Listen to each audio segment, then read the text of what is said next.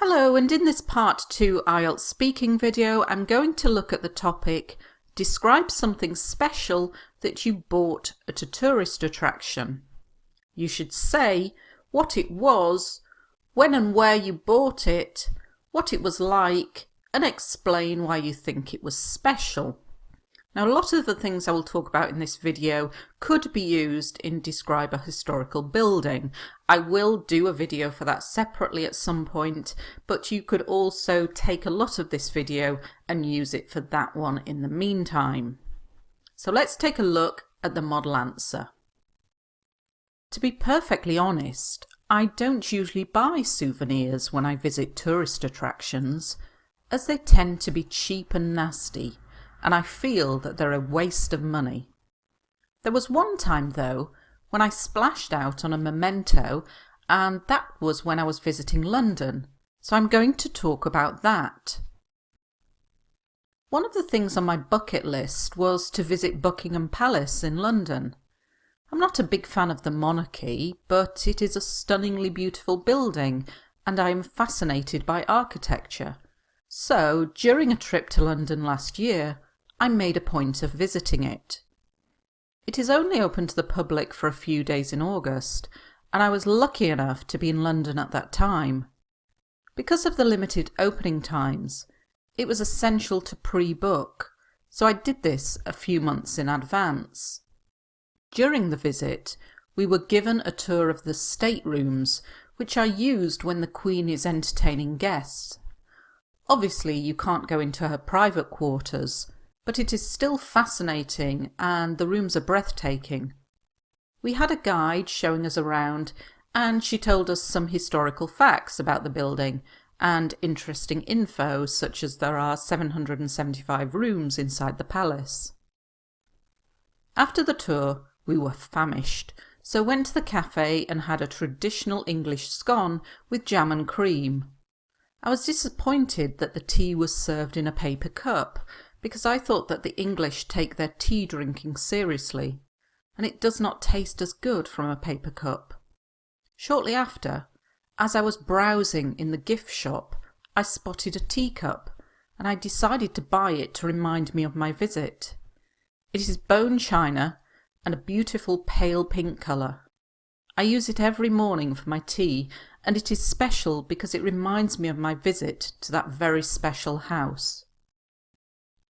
So let's take a look at some of the language in here, and you might think I haven't talked about the thing I bought very much, but there isn't an awful lot to say about it. So you need to find other things to talk about that are connected to the topic, and the IELTS examiner will not take marks away just because you're talking about the tourist attraction here. It is connected to the tourist attraction, so it's important to mention some of the background about it too. So to be perfectly honest, I'm trying to use this in many videos to get it into your head. Something that you bought. When we buy things at a tourist attraction, they're called souvenirs or mementos. If you look at this word, you can see the start of it. Mem is from remember. It's something to help you remember visiting there. A memento, a souvenir. Cheap and nasty. This is a collocation we use to describe a product, an item that is cheap and not very well made. A waste of money, so something that is not worth the money that you pay for it. I splashed out on. This is just an informal way of saying I bought. And a reminder to use the past continuous wherever possible because IELTS examiners like it. I've used this phrase in a number of videos now. The bucket list, it's a list of things that you want to do in your life. So for example, go to America, swim with dolphins, meet David Beckham. This is your bucket list. So I'm trying to use this word as much as possible to try and remind you to use it. I'm not a big fan of. Somebody commented on my YouTube channel that this is not a natural use of English. You're wrong. I am a native English speaker and I use this all the time. I'm not a big fan of, I'm not a massive fan of, and it's another way of saying I don't like. The monarchy, The royal family, both of these have the same meaning. If you find monarchy too difficult to say, then you can use royal family. Stunningly beautiful. I use this a lot. You can use it to describe your hometown, a place you would like to visit. So rather than just saying it's beautiful, it's stunningly beautiful. I'm fascinated by architecture. I love architecture. Architecture just means buildings. I made a point of visiting it. When you make a point of doing something, it just means that you do it, but you make special effort to do it because it's important for you. I was lucky enough, a useful little expression for this. Limited opening times. So it's not open all year round, it's only open in the summer months. So they are limited opening times.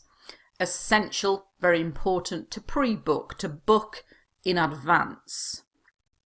So during the visit we were given, I'm using the passive here because you need a range of vocabulary to score anything above a 6, which are used. The tea was served. I was browsing. If your grammar is not very good and you're aiming for 6 or above, I recommend you take a grammar course, you study grammar for a few months because you're not going to get above a 6 if you do not use a range of grammar. The state rooms. These are the rooms like this. The rooms where the Queen entertains her guests. So if she has the President of Korea coming to visit, then she would have him come and have tea in this room. It's not her private quarters. This means her private rooms where nobody can go into. Fascinating. Try not to use just interesting all the time. It was fascinating. The rooms are breathtaking. So you go, because they're so stunningly beautiful. We had a guide. This person is called a guide. Historical facts. I'm just adding all of this about the building, about the visit, because it is relevant to the question and it allows you to get more complex vocabulary in your answer. Interesting info.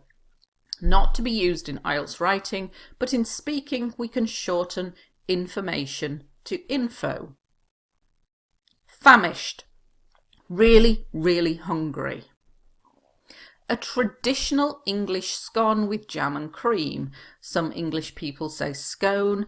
Where I live in the UK we say scone. And this is a scone. It's a type of, it's not really a cake, it's like a cross between a cake and a biscuit. And you have it with jam and cream and it's very traditional. I was disappointed. I was saddened. The tea was served in a paper cup like this. And the English take their tea drinking seriously. To take something seriously is a useful collocation. You could use it in IELTS writing as well. The government needs to take global warming seriously. Shortly after, not long after, I was browsing. To browse means to look around in a shop. And when you're buying something, this is very useful for this topic, you buy it in the gift shop. I saw a teacup, and this is a teacup. This is the saucer. You could use that word as well, a teacup and saucer. Bone china. This is the very thin china that teacups are made from. When it's the very, very thin one, it's usually bone china. And it's much nicer because it keeps the tea hotter. It's a beautiful pale pink. So this is called pale pink, like a light pink colour.